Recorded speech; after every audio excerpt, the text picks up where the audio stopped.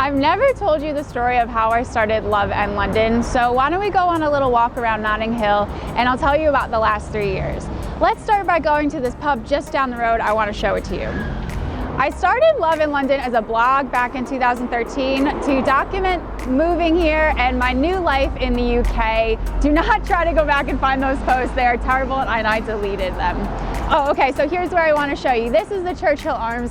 It's a super famous pub because it usually has a ton of flowers all on the facade, but because it's around Christmas time, now it's all Christmas trees and Christmas lights. Okay, let's head back towards the heart of Notting Hill and I'll keep going.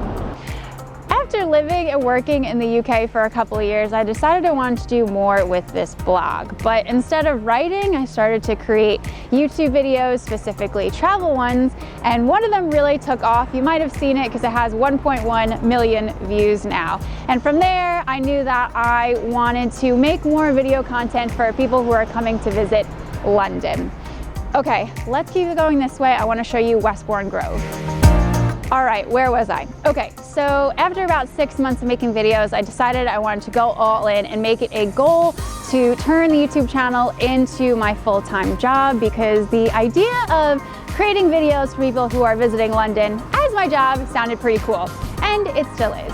Okay, by the way, we are now in Westbourne Grove. This is a great street for shopping and for eating. They just put in a Suzanne shop. It is the first in London. There's also a really good Oxfam charity shop, which is actually where I got this jacket from.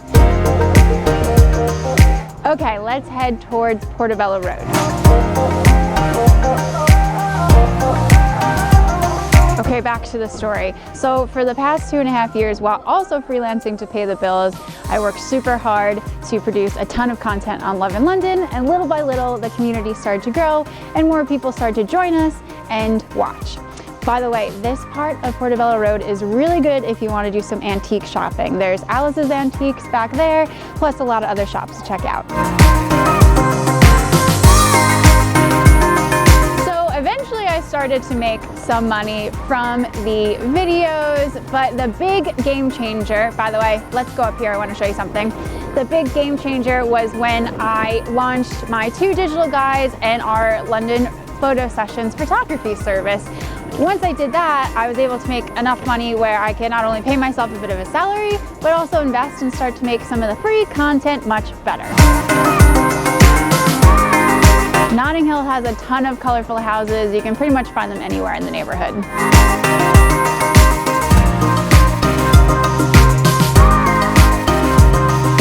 Three years from the start, Love in London has become a cool little business that has helped a ton of people with their trips to London.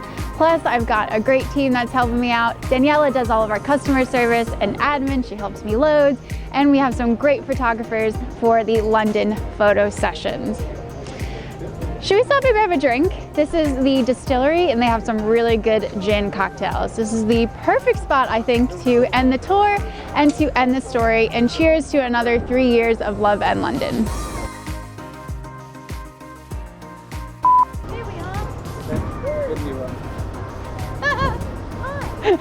We were... How'd you know I was gonna say that? So Love in London, nope. Love in London. This way? Okay.